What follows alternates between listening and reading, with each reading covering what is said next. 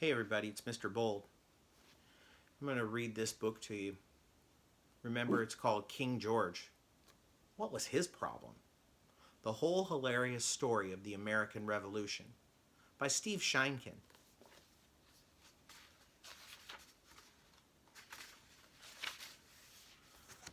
Mrs. Pelly got him to sign it too.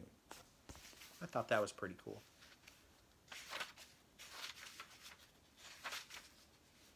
Chapter 1. How to Start a Revolution. Entire books have been written about the causes of the American Revolution. You'll be glad to know this isn't one of them. But you really should understand how the whole thing got started. After all, if you ever find yourself ruled by someone like King George,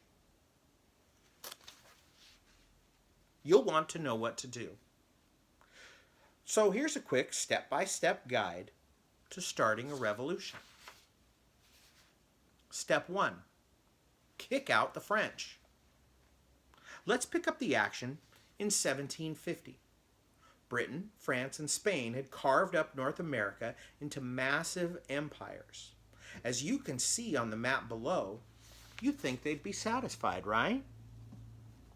So there's two maps of North America showing how Britain, France, and Spain carved up North America before and after the French and Indian War.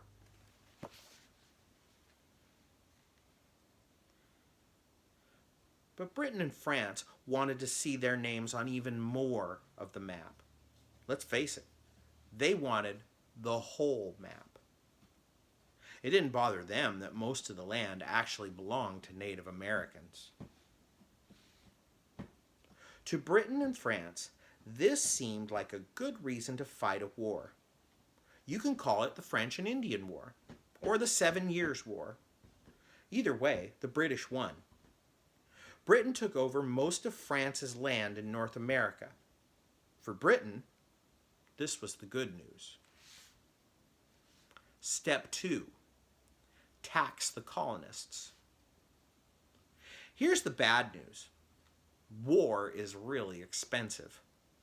The British were left with a mountain of debt, and now they had to keep 10,000 soldiers in North America to protect all of their new land. That's not cheap. The British Prime Minister, George Grenville, started thinking of ways to raise some quick cash. You can guess the idea he came up with, can't you? That's right. He decided to tax the colonists. Grenville really felt that the 13 colonies owed Britain the money.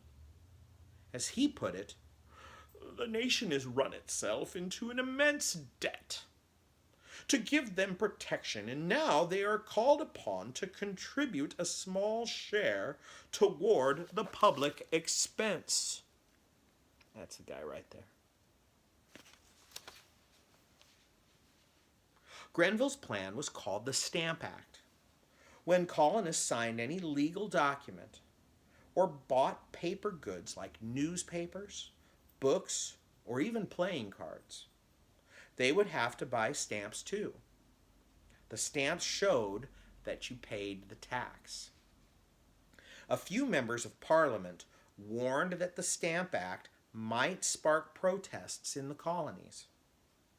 But young King George III, he was 22 years old. He liked the idea. He didn't expect any problems. Step 3. Hang the taxman. King George never did understand Americans. No one likes a tax increase, no matter what the reasons. Besides, the 13 colonies had been pretty much governing themselves for years.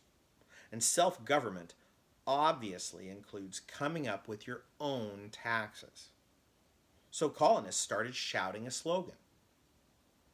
No taxation without representation.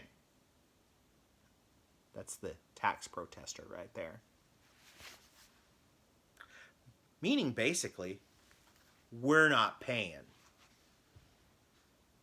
Shouting is easy. But how do you actually avoid paying the tax? Samuel Adams of Boston had that figured out. Adams was in his early 40s, and he hadn't really found anything he was good at yet. His father once gave him 1,000 pounds, a lot of money, to start a business. Samuel loaned half of it to a friend who never paid him back. It's safe to say that Samuel had no talent for business. All he wanted to do was write about politics and argue in town meetings. How far can that get you in life? Pretty far, actually. Because when the time came to protest the Stamp Act, Adams was ready to take the lead. He figured it like this. The Stamp Act is supposed to go into effect in November 1765, right?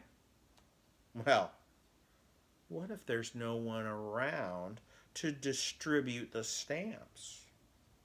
Then we won't have to buy them. Simple. The job of distributing the stamps in Boston belonged to a man named Andrew Oliver. When Oliver woke up one morning in August, he was informed that a full-sized Andrew Oliver doll was hanging from an elm tree in town. Pinned to the doll was a nice poem. What greater joy did New England see than a stamp man hanging from a tree? It got worse. That night, a crowd of Bostonians, yelling about taxes, cut down the doll and carried it to Oliver's house. They chopped off its head and set it on fire. Then they started breaking Oliver's windows. As you can imagine, Andrew Oliver found this whole experience fairly frightening. He wasn't so eager to start giving out the stamps in Boston. That was exactly how Adams had planned it.